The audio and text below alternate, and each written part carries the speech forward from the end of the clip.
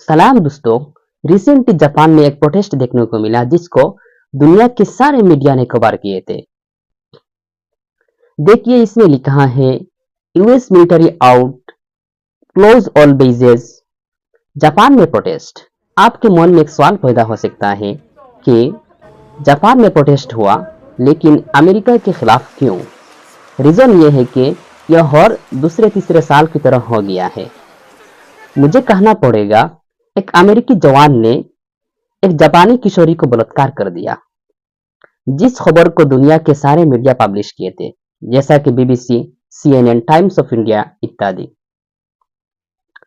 यह case Japan के Okinawa द्वीप श्रृंखला में पेश आया, जिसमें अमेरिकी सैन्य सबसे ज्यादा रहते हैं। इस मामले से अमेरिकी सैन्य उपस्थिति के खिलाफ चले आ रहे स्थानीय विरोध को और बढ़ावा मिल सकता है। जापान में 54,000 अमेरिकी सोल्जर्स में से आधा से ज्यादा सोल्जर्स इस क्षेत्रों में रहते हैं। 1995 में इस तरह प्रोटेस्ट देखने को मिला जापान में। यह भी अमेरिकी सोल्जर्स के खिलाफ था। जापान में प्रोटेस्ट हुआ लेकिन अमेरिकी सोल्जर्स के खिलाफ क्यों?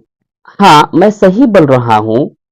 1995 में 12 साल की एक लड़की को 3 जापानी सैन्यों ने बलात्कार कर दिया था।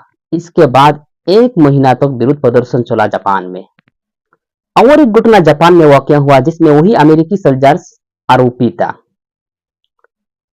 2012 में माउंट फूजी की यात्रा के दौरान एक अमेरिकी नौसेना अधिकारी ने कार दुर्घटना में 2 जापानी नागरिकों को हत्या कर दिया था।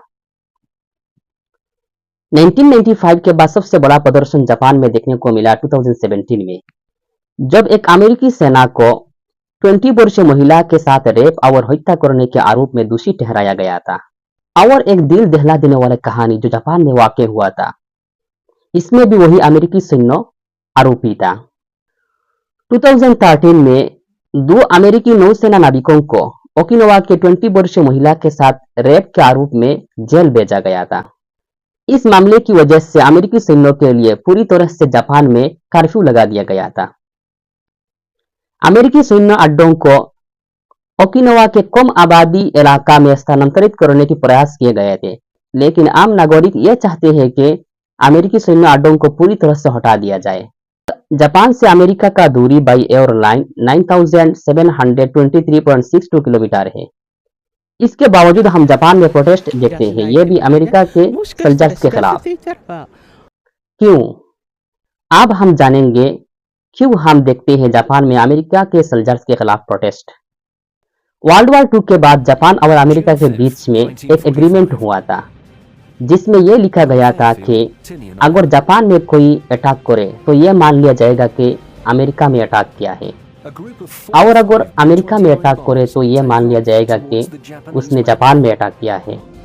इस एग्रीमेंट के बाद जापान अमेरिका के जाल में पूरी तरह से फंस गया है, और जापान अमेरिका के इस जाल से निकलना बहुत मुश्किल है, क्योंकि अमेरिका जहां होते हैं स्पेशली उस जगह महिलाओं के लिए असुरक्षित हो जाता है। और जापान के पास यह ताकत नहीं है कि वो सारे अमेरिकी सोल्जर्स को जापान से निकाल दे, क्योंकि जापान को डर है अगर अमेरिकी सोल्जर्स को जापान से रिमूव कर दे तो चाइना जापान के बहुत सारे इलाके कब्जा कर लेगा। और जापान के यंग स्टार्स भी मिलिट्री ज्वाइन नहीं करना चाहते हैं, क्योंकि अगर उनको पूछा जाए कि आप लोग क्यों मिलिट्री ज्वाइन नहीं करते हो तो वो लोग जवाब देते हैं कि मिलिट्री में बहुत मुश्किलों का सामना करना पड़ता है और मिलिट्री जो काम है ये बहुत हार्ड वर्क है, इसलिए वो लोग मिलिट्री ज्वाइन नहीं करना चाहते हैं। और ये भी एक मजबूरी है जापान के लिए कि जापान के धरती में अमेरिकी सोल्जर्स को रखना। ये मुश्किल तब खत्म होगा जब जापान के यंग स्टार्स के दिल में देश प्रेम को डाला जाएगा। उनको बताया जाएगा कि आप लोगों को ही जापान को बचाना होगा दुश्मनों के हाथ से। ये जापान आप लोगों के लिए है, ये जापान आप लोगों की धरती है और आप लोगों की जिम्मेदारी होती है जापान को बचाना।